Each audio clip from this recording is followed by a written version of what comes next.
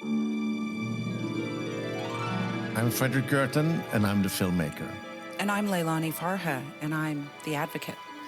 My sweetest advocate of all. I mean, there was a time in history when I had a lot of lawyers in my life, and most of them have left my life. But you are the last advocate I have surrounding me, and I'm happy that it was just you. The last standing lawyer. Exactly. This is the Pushback Talks, and we are back with our word food. We do this because we don't have time to do anything else. Are you ready to play with some words again to see if our brains are still functioning? A little word food, Fredrik. Your word. Are you ready? It's a big one.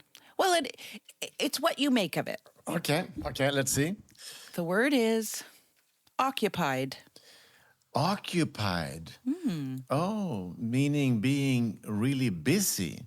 Could be. Sorry, I'm occupied. I can't, no time to talk to you. That's what you normally would tell me all the time. That's Leilani. Oh, I'm occupied. And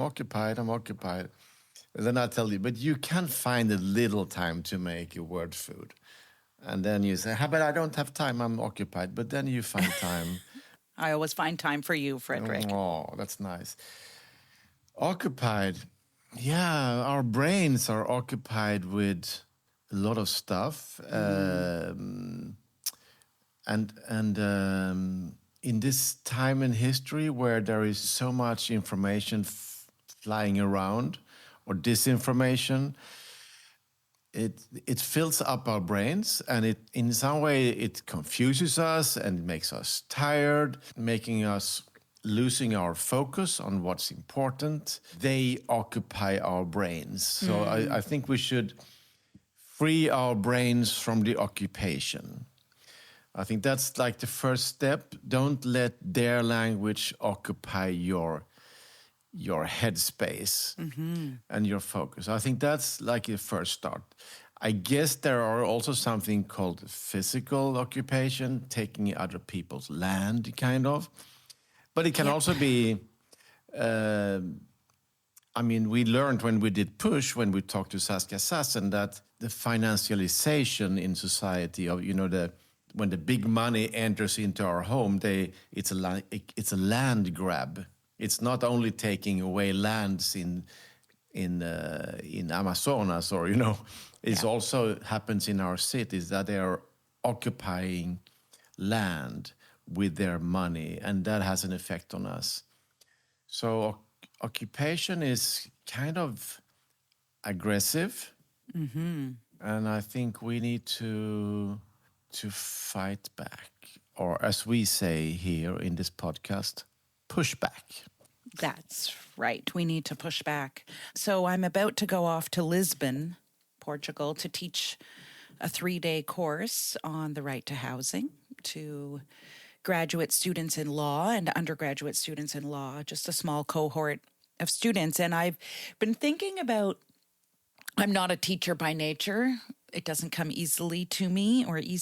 So I've had to really think about how to make the right to housing interesting for young people. And I've been thinking about what happens when you take a word and think about it from a legal point of view versus when you just take a word and think about it from your personal point of view. So I think that word occupied. You are a lawyer. Tell me, occupation from the lawyer's perspective. Yeah. Over to you. Exactly. So, I loved what you did because you started with the way in which we think about being occupied and preoccupied, right? Our minds are busy and we're so busy, and life is always so busy, especially for a documentary filmmaker and for an advocate. But then the word occupation means something in international law, and it's illegal.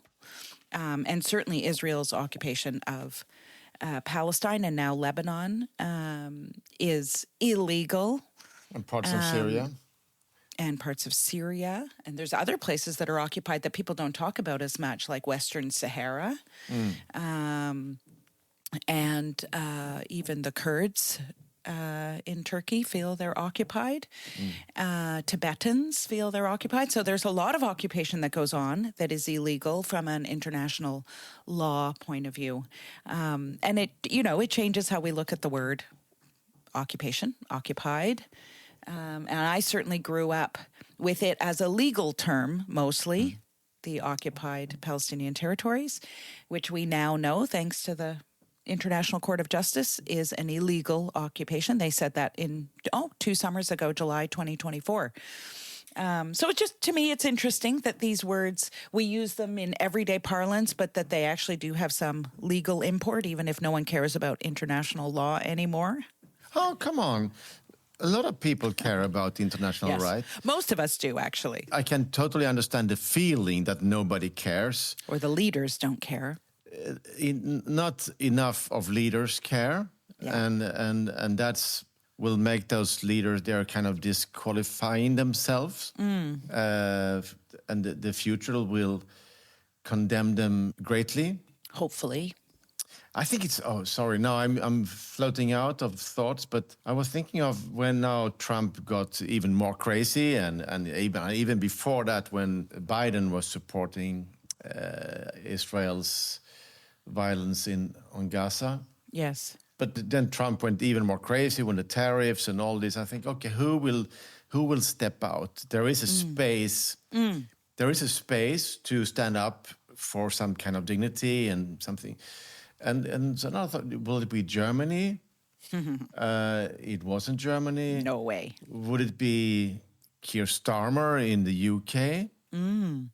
A good possibility for a progressive Definitely. human rights lawyer as a prime minister, but it wasn't the UK. And would it be a smaller nation like Denmark or Sweden or Norway? Yep. Not totally. No. Suddenly, it's Spain who steps out. Amazing. Who would have imagined? And now, around that energy, things are happening. Yeah. Because now more people find that they can speak out. And it's not so dangerous. You don't have to be afraid of saying what you think. Yeah. And, we here in Europe, we have something called Eurovision. Yes. It's like a song contest organized by the European Broadcasting Union. And of some reason, Israel is a part of this broadcasting union, even if they're not European. But now more and more countries are saying, if Israel is in, we will not be there. The Irish were first out, now the Dutch, the Spanish, the Slovenia said, instead of broadcasting the song contest, we will play Palestinian films all night. I love it. So I love it. It's, I didn't hear that. That's amazing. When is this Eurovision? When does it happen?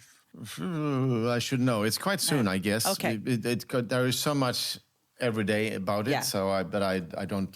Oh, I haven't been following. I have to start following. We had it here in Malmo last year, Yeah. was it? So it was a militarized city, also because of the presence of Israel.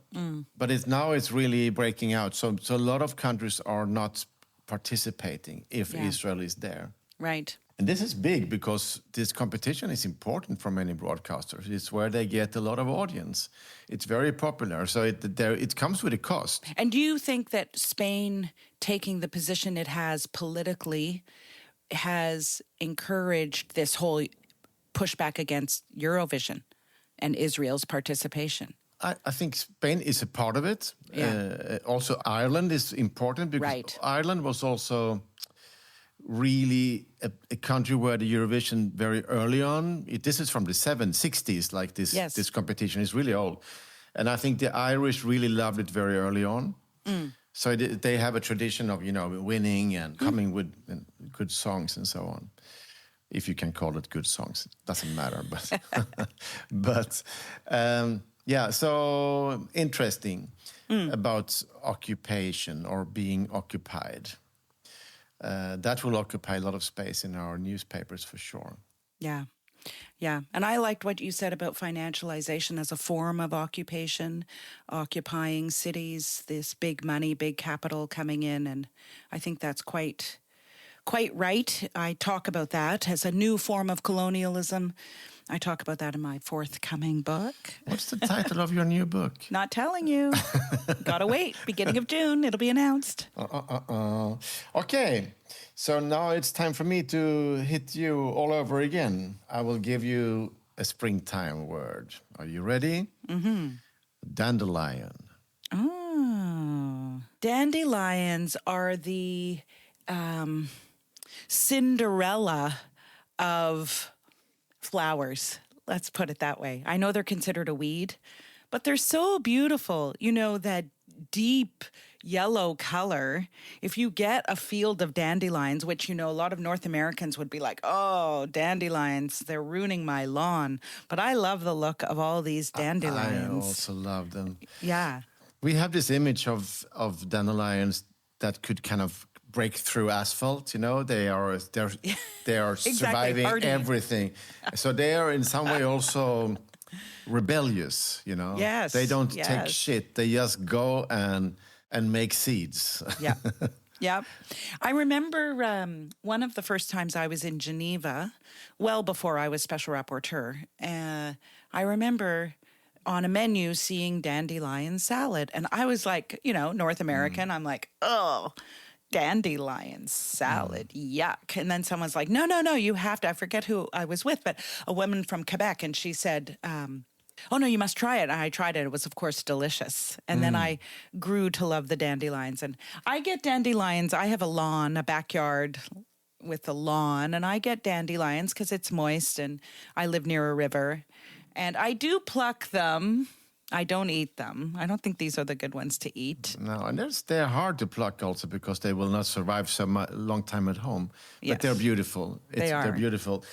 And, you know, the poster for my latest film, Breaking Social, we have a dandelion. Yeah. Oh, yes. Which is like... Which is a different kind of dandelion. The one, I guess there's two. Oh, no, that's where it grows into this... this big... The ball that's fluffy like... ball. Fluff, and then you can blow it. And then the seeds are spreading through the That's wind. right. Yeah. And it's a symbol of good thoughts spreading out. You know what's funny, Fredrik, about that puffy, light dandelion? You know I have a dog. His name is Bean. He's, in fact, in Push the Film. Bean loves to eat the tops of those dandelions, this fluff. Yeah. He goes, I don't know if it's that he wants to eat it or if it's like a game for him that he snaps at it and then it disappears. That's good. I like that. Do you know that the dandelion is one of the 2 most common species in the world? I don't know which the other one is. If there any listener knows who the other species is that is so spread. And the Latin word for it is taraxacum, which then comes from Arabic taraxacun, which means bitter herb. Oh. So you see? There you so go. it's possibly Arabic term with Persian origin. So we're back into the region where somebody wants to bomb them down to another kind of history. This is, I mean, just to speak about that for a second, what I find so remarkable is the lack of respect, knowledge, the ignorance around the culture of what people call the Middle East, I call the Arab world, the history, the fact that we were the seat of civilization, the incredible... the Persians wouldn't like to be called Arab world, though. No. But what do we call it? I don't know what to call it, but Middle East is an invention of the colonized. That's the British way of describing the world, of course, yeah. But just to say, like, I find it breathtaking that the United States and Israel would be bombing these ancient and beautiful historic places in Iran. You know, like, I've dreamed of going to Iran. I've never been there. I'm sure you have. Have you? No. No, you haven't. I would love to go. Yeah. I mean, now it's been really dangerous for a long time because they have an extremely hostile fascist regime. So, and then they take people as hostages and put them, I mean, it's... Yes. No, it's been dangerous for some but time. But I know a lot of Iranian people, both living in Iran and or living in exile. But I mean, there's a lot of... it's a culture with a deep tradition and deep and beautiful. I mean, the architecture, even the modern architecture.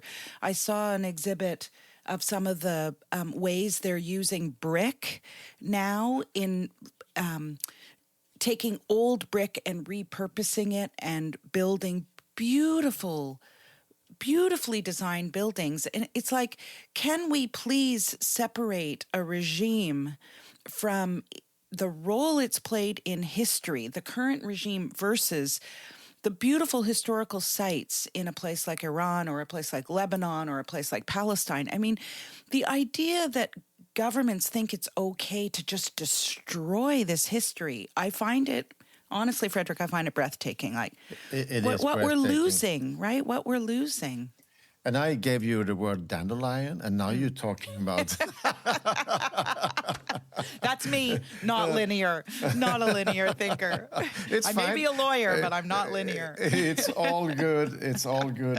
But you know that dandelions are immigrants to North America. Ah, I did not know that. You've done your dandelion research. Yeah, I do that. So you didn't have them before you guys came over. Right. So it's imported from Europe, but now it's a part of your backyard all over North America. It is. So, it is. And that's the power of immigration. There we go. Yeah. So immigrants, they also bring beauty, like dandelions. Absolutely. And they also bring rebellions, like dandelions can inspire to. Mm-hmm. So long live all the fields of dandelions. Okay. That's a nice place to end. Thanks, Fredrik. Thank you. And you, our sweet listeners out there, please comment, tell your friends, subscribe to the podcast. I mean, all those kind of things that helps so other people can find Pushback Talks. Help us, and we will get some more energy out of that. That's all. That's all. See you soon, Leilani. See you later. Pushback Talks is produced by WG Film. To support the podcast, become a patron by going to patreon.com/pushbacktalks. Follow us on social media at make_the_shift and push_the_film. Or check out our websites, maketheshift.org, pushthefilm.com, or breakingsocialfilm.com.